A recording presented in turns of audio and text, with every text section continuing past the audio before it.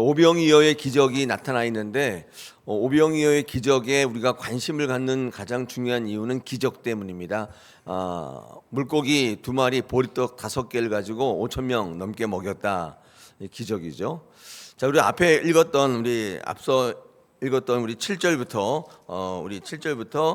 그 9절까지의 말씀의 내용도 좀 비슷한데요. 여기도 사실은 기적에 초점이 맞춰져 있습니다. 이유가 뭐냐면 이런 거예요. 예수 그리스도께서 오셔가지고 병자를 고치시고 죽은 자를 살리신다. 이것을 듣고 우리 7절의 초반에 이 모든 일을 듣고 심히 당황했다. 그래서 마지막 9절에 보니까 이 사람이 누군가 보고자 했다. 이렇게 돼 있죠. 여기도 예수 그리스도를 찾는 목적과 믿는 목적이 기적에 이렇게 포인트가 맞춰져 있습니다. 자, 이어서 나오는 오병이어도 그런 관점에서 보면 사람들이 죽게로 나오는 이유가 오병이어의 기적 때문이라고 말하고 있는 것이죠. 그러니까 두 부분 7절부터 9절 그 다음에 10절부터 17절까지의 공통된 주제가 뭐냐면 이렇게 한번 이 아침에 나눠서 정해서 묵상해 볼 수 있는데 왜 예수를 찾는가입니다.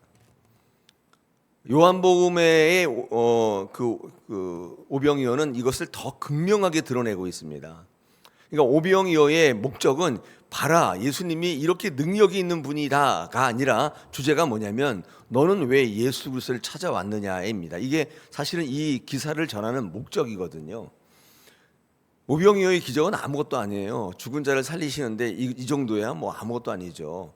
자연을 다스리시고 자연을 주관하시는 이 모든 우주 만물을 주관하신 하나님이 보리떡 5개, 물고기 2마리 그게 무슨 대수입니까? 근데 우리는 거기에 초점을 맞춰요. 왜냐하면 배고프기 때문이에요.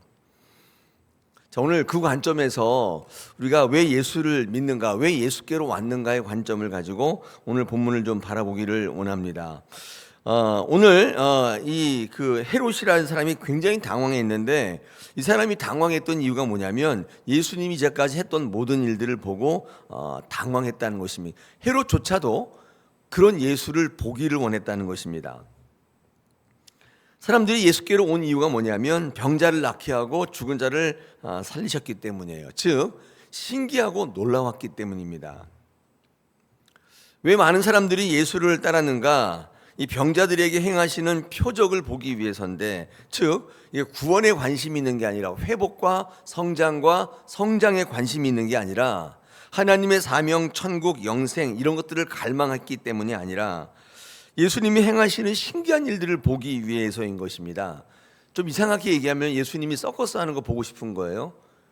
여러분 서커스 같은 거, 마술 같은 거 하면 사람들이 다 몰려들지 않습니까? 그런 거예요. 근데 그 사람이 어떤 사람인지 알 길이 없죠. 제가 유럽 여행하다가 한번 그런 일이 있었습니다. 이렇게 길거리에 사람들이 많이 있는데 어떤 사람이 여러분 저글링이라고 아세요? 이렇게 공 여러 개를 막 흔드는 건데 이런 걸 막 하고 있는 거예요. 그래서 근데 처음에는 그 사람만 하고 있었는데 한두 사람이 모이기 시작하니까 막 사람들이 굉장히 많이 모여서 보더라고요. 근데 신기한 건 뭐냐면 이 사람이 이걸 가지고 하는데 공이 한 10몇 개까지 늘어났어요. 처음엔 2-3개로 하다가 신기하잖아요. 저걸 어떻게 저렇게 하지? 신기해요. 사람들이 쫙 몰려드는 것입니다.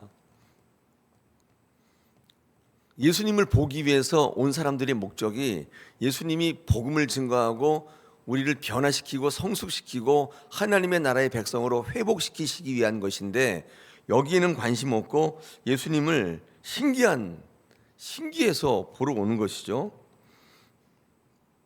그래서 나도 그 신기함의 대상이 한번 돼볼까? 나도 그 유익을 한번 누려볼까? 이 생각을 이제 하는 거죠. 예수님을 믿는데 굉장히 중요한 문제인데 오늘 오병이어 되게 신기하다, 놀랍다.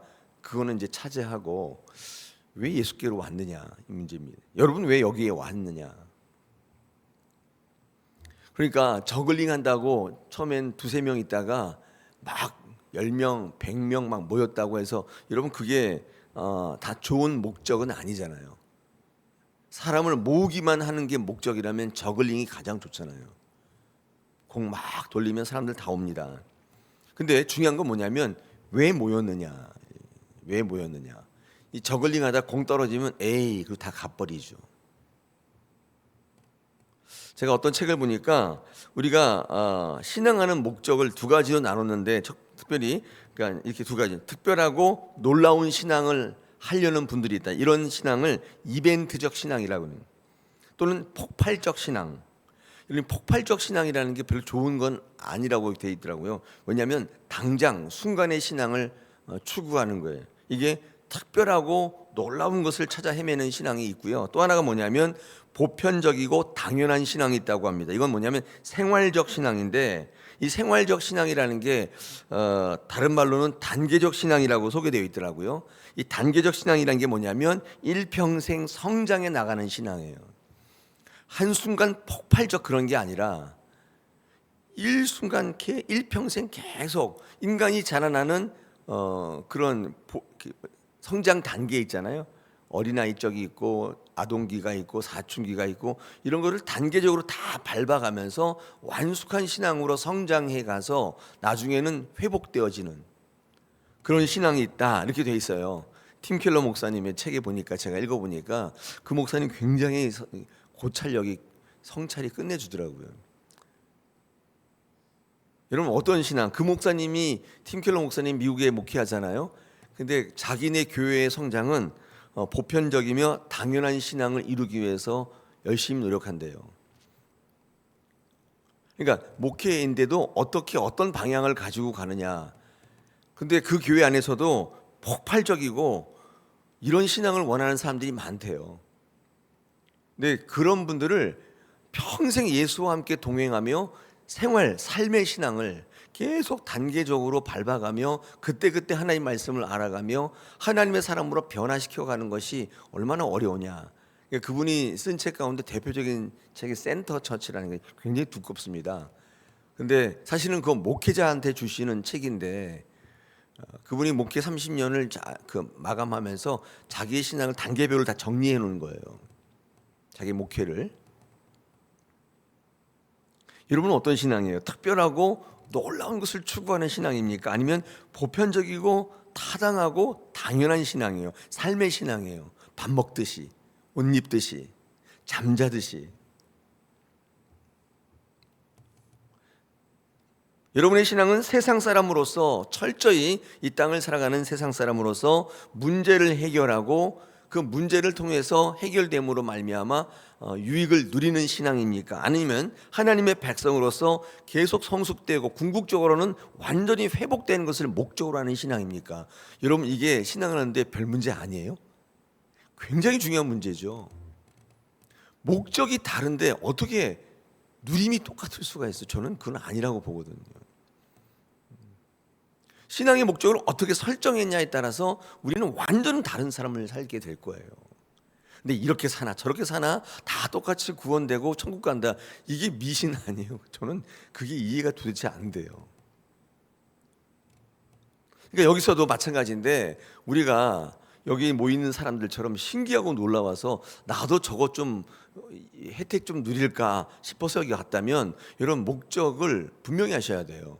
왜냐하면 오늘 누가복음에는 그게 안 나오는데 병행 구절인 요한복음 읽어보면 거기에 예수님 여기에 대해서 다 써놨어요. 요한복음 6장 읽어보면 6장이 굉장히 길어요. 60몇 절이 되거든요. 거기에 다 적어놨어요. 특별히 오늘도 잠깐 소개가 되어 있는데 여기 지금 이제 우리 13절에 보니까 그렇죠? 13절에 보니까 먹을 게 없다. 사지 않고는 줄 수가 없다. 이런 말들이 나오는데 이런 말들이 병행구절 요한복음에 보면 이게 두 부분으로 나눠져 있는데 그 제자들의 설정 요한은 그걸 기억하고 있던 것 같아요. 빌립과 안드레를 등장시켜요. 이런 빌립은 계산적 신앙의 대표적인 사람인데 요한복음 6장 7절에 보니까 안 되겠다. 너무 많아서 안 되는데 200데나리온 좀 있어야 된다. 이게 현실적 신앙이죠. 이 빌립 같은 사람은 늘 한계를 체험합니다. 그런데 주께로 가지고 나오지 않고 늘 대안을 찾는 주님이 대안이신데 주님 앞에 나와야 되는데 그걸 안 하는 신앙이에요. 이런 신앙을 소개하고 있습니다. 그 다음에 안드레와 같은 기대의 신앙. 아까 빌립은 계산적 신앙이었잖아요. 근데 안드레는 기대적 신앙이에요. 한 아이에 보리떡 5개와 물고기 2마리가 있는데 거기에 요한복음 6장 9절에 보니까 이 많은 사람들에게 얼마나 되겠사옵나이까 이렇게 얘기해요. 이거면 충분합니다. 그게 아니라 이거라도 될까요? 확신이 아니라 기대예요. 기대. 여러분 신앙의 기대는 얼마나 중요한지 몰라요. 주님, 제가 가진 게 요것밖에 없는데, 제가 할 수 있는 게 요것밖에 없는데 이거라도 하나님의 나라에 뭐가 되겠습니까? 기대하셔야 돼요. 이거면 충분합니다가 아니라 이 2가지 신앙을 소개합니다. 안드레는 뭐 대책은 없지만 그저 주님 앞에 들고 나오잖아요. 여러분 만약에 계산할 줄 알았더라면 안 들고 나가겠죠. 일단 이거 갖고 5천 명은 어떻게 뭐 되지도 않는 일. 우리 교회에 그런 분들이 있을 수 있잖아요. 그게 되지도 않는 거 가지고 뭐 이런 얘기를 하시는 분들이 있는데 딱 뭐예요? 안드레 같은 그 빌립 같은 안 된다는 거예요. 여러분 그 어떤 분도 우리 가정의 문제를 보면서 되지도 않는다 우리 집은 이렇게 하는 분이 있지만 주님 이 정도 갖고도 되겠습니까? 기대하는 분도 있잖아요. 여러분 보십시오. 어떻게 생각하냐에 따라서 신앙은 완전히 다른 데로 가고 있잖아요. 근데 왜 똑같다고 말씀하세요? 이렇게 믿으나 저렇게 믿으면 다 천국 간다. 왜 그렇게 말씀하세요? 방향과 목적이 다른데 왜 똑같다고 얘기하세요? 성경을 읽어보면 분명하지 않습니까? 너희는 빌립처럼 살 거냐 안드레처럼 살 거냐를 묻고 계시잖아요. 근데 빌립이나 안드레나 다 똑같습니다 이렇게 말하면 안 돼요. 빌립과 안드레의 차이, 빌립은 인생의 문제 앞에 미리 계산하는 사람, 그래서 못한다고 미리 결론을 내린 사람이에요.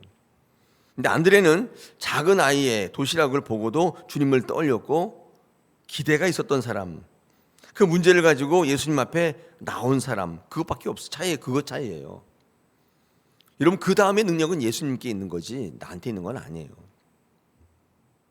여러분 우리의 인생의 문제가 어떻게 풀려가느냐? 우리의 계산 가지고는 여러분의 뭐 이렇게 통밥 가지고는 안 된다 그 말이에요. 뭐 신문에 나와 있는 수치를 가지고 들먹인다고 되는 게 아니에요. 하나님 앞에 엎드려야 되는 거예요. 저는 요즘에 이렇게 믿음의 글들을 읽으면서 뭐 물론 그렇습니다. 우리 교회가 적은 공동체지만 이 적은 공동체가 하나님 앞에 회복되면 전 세계를 바꿔놓을 거라고 생각해요. 그게 문제지. 변명처럼 들릴지 모르지만 여기 몇 명이 앉아 있느냐가 더 중요한 건가요? 제가 많이 앉은 목사가 이런 얘기를 해야 좀 설득력이 있는데 별로 모이지도 않는 교회 이런 목사가 가면 변명처럼 들리잖아요. 알고 있습니다. 그거 감안하고 제가 얘기하는 거예요. 그러나 여러분 정말 중요한 건 그거잖아요. 100명이 변화되면요 세상을 바꿔요. 미국의 워싱턴 DC에 있는 세이비어 처치라는 곳, 거기는 전체 170명밖에 안 되는데 미국을 움직이는 교회예요. 거기에 수많은 영성가들이 거기서 나왔거든요. 리차드 포스터, 뭐 어쨌든 뭐 이런 영성가들이 유진 피터슨 다 거기를 거쳐서 다 나왔어요. 저는 미국 교회를 탐방할 때 그 교회를 보면서 이런 교회가 되면 참 좋겠다. 물론 미국의 뭐 세들백 처치나 크리스탈 뭐 거의 망했지만 많아요. 수만 명이 모이는 교회도 있어요. 그런데 그렇지 않은 교회도 있어요.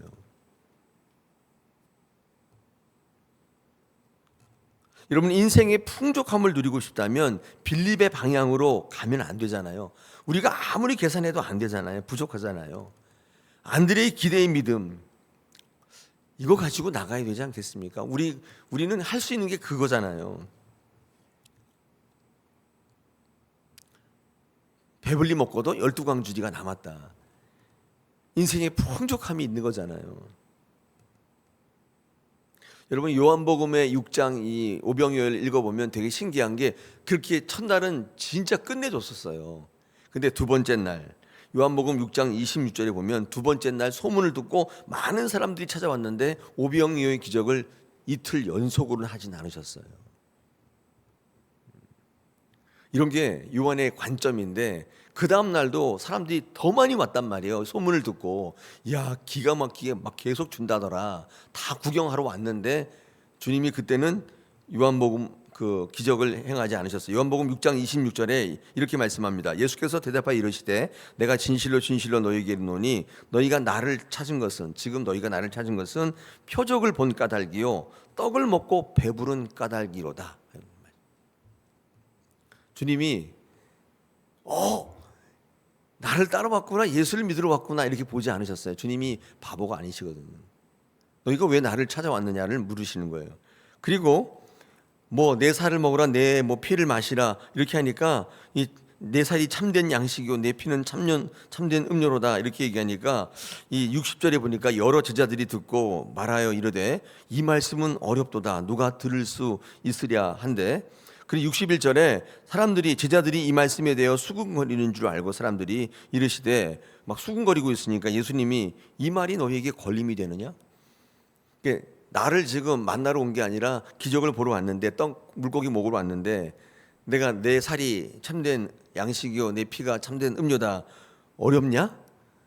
뭐가 어려워요? 받아들이기가 어렵기 때문이죠. 교회에서 이 설교가 너무 어렵다 그런 분들이 있는데 이해가 안 된다는 뜻이 아니라잖아요. 받아들이기가 어렵다. 내 자신을 내놔야, 너를 부인하고 십자가를 져야 한다. 처음 교회 온 분들이 이거 어렵다는 거예요. 어렵긴 뭐 어려? 한국말인데 뭐가 어려워요? 받아들이기가 어렵죠. 아니 문제를 해결하려고 왔는데 십자가를 지라니, 나를 부인하라니, 네가 십자가에 달려 죽으라니, 이건 어려운데요. 그런 얘기하지 않나요? 수준이 막 고매해가지고 막 기하, 미분, 적분 나와서 이해하기가 어렵나요? 그런 게 아니잖아요. 그러면서 이 말이 너희에게 걸림이 되느냐 말씀하시면서 이렇게 말씀하셨어요. 그 시간부터 많은 사람들이 주께로 떠나고 다시는 오지 그와 함께 다니지 아니하다. 67절에 예수님께서 12제자에게 이르시되 너희도 가려느냐 묻고 계신다. 여러분 오병이어를 이거는 이제 사복음서에 다 나와 있거든요. 읽어보면 예수님이 기똥찬 분이구나를 설명하는 게 아니에요. 그걸 얘기하려고 전하는 기사가 아니라 너희는 왜 예수께로 왔느냐예요. 이게 목적이, 이 말씀을 전하려고 하시는 거예요. 오늘 오병이어 내 인생에도 저런 기적이 있었으면 좋겠다. 그 기적을 보기 위해서 이 교회에 오시는 분들 여럿 있죠. 근데 아마 뜻대로 안 될 겁니다. 예수님이 여러분의 뜻대로 이렇게 막 두 번째 날에는 안 하셨어요. 아무것도 안 하셨어요. 그분들에게 뭐라고 말하냐면 내 살은 참된 양식이요 내 피는 참된 음료다. 이거 어렵도다. 이 교회는 설교가 어렵도다. 어렵긴 뭐가 어려워요. 그렇게 하고 싶지 않은 거죠. 사랑하는 여러분, 오늘 이 오병이어의 기적 조금 다른 관점에서 우리 새벽에는, 우리 주일에는 그냥 보편적인 것을 설교하더라도 새벽에는 강해하잖아요. 왜 이 말씀을 하셨는지, 새벽 제단을 쌓는 여러분에게 오늘 인생이 어떻게 변화되고 성숙하시기를 원하고 계시는지 그 음성을 듣게 되시기를 축복합니다. 내가 여기 왜 앉아 있지? 경제적 문제인가? 건강의 문제인가? 자녀들의 문제인가? 한번 돌아보십시오. 그럴 때 오늘 이렇게 말씀하는 거예요. 난 너희에게 줄 게 없다. 내가 너희에게 줄 것은 내 살이요 피다. 이렇게 말씀해요. 이거 어려운데요. 제가 새가족 공부하다 보니까 어떤 분이 목사님 새가족에 맞는 설교를 하셔야 된다. 그럼 어떻게 설교해야 돼요? 여러분 잘하셨습니다. 여러분 바란 대로 다 될 겁니다. 그렇게 해야 되나요? 그러면 새가족이 이거 쉽구나 이렇게 생각할까요? 아이를 가르칠 때, 처음 말을 가르칠 때 뭐 이렇게 하면 애들 한마디도 못합니다. 엄마는 그냥 다 알아듣는다고 생각하고 고난도의 단어를 얘기해야 돼. 엄마가 시장 갔는데 오늘 차가 얼마나 막히는지 애가 눈 동그랗게 뜨고 쳐다봅니다. 애가 말을 배우기 시작하는 거예요. 애가 어린아이라고 무시하면 안 돼요. 다 듣고 안에 체내화시키게 되는 거예요. 그때 어느 날 갑자기 엄마서부터 시작해가지고 말을 하는데 말을 유창하게 합니다. 참 신기해요. 한글 학교를 다닌 적도 없는데 얘가 말을 하지 않습니까? 똑같아요. 우리 신앙도 똑같습니다. 그렇지 않으면 매일 젖만 먹는, 맨날 젖만 달라고 하는 분들이 있잖아요. 딱딱한 거는 소화도 못해요. 그런 거 주면 어렵다고 해요. 여러분 그게 아니에요. 변화와 성숙과 회복은 자꾸 상향 평준화 시켜야 돼요. 자꾸 끌어올려야 돼요. 계속 하향 평준화 시키는 교육은 바람직하지 않잖아요. 오늘 이 말씀이 여러분에게 걸림이 안 되시기를 축복합니다. 여러분의 성장과 회복과 또 변화를 이끄시는 하나님의 음성 들으시기를 축복합니다. 오늘 이